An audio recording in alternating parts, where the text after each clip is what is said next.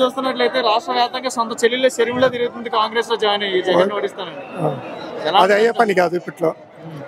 అది 2034 ఏమన్నా అయితేమో, 2034 అయితేమో, 2029 కూడా లేదు కాంగ్రెస్ హస్తానికి.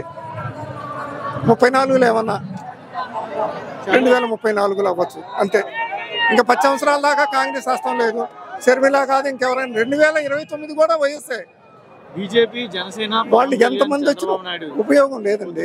బీజేపీ మన స్టేట్లో ఎక్కడ ఉంది చెప్పండి? మన స్టేట్లో ఎక్కడ బీజేపీ వస్తుంది చెప్పండి? మీరు చెప్పండి కామన్గా. బీజేపీ మన స్టేట్లో ఎక్కడ వస్తుంది? కనీసం 25 అయినా గెలగలుగుతా.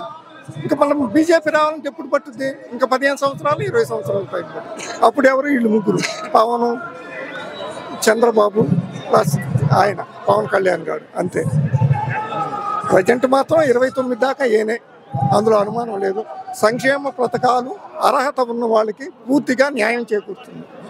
జస్ట్ ఒక 10% మాత్రం లేదు, 10% లేదు దాంట్లో. నేను ముఖ్యంగా అసలు మెయిన్ వైఎస్ఆర్ కాదు, నాకే అందల పథకం. నేను దాని గురించే వరి కాల, అర్హత లేదు వరి కాల. కాబట్టి ఒకదానికి నాకు కాలనీ పెట్టుకుంటే ఇల్లు రాలేదు, అది ఒక్కదానికే ఫీల్ అయ్యాను కానీ వేరే ఉద్దేశం ఏమీ లేదు.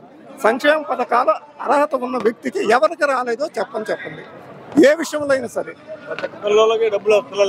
10% ఇతను మైనస్ ఉంది కాదని నేను చెప్పడంలో. ఈయన తీసేయటంలో చంద్రబాబు అన్నా క్యాంటీన్ పెట్టారు కదా, 5 రూపాయలు, అవి చాలా పెద్ద పొరపాటు చేశారు.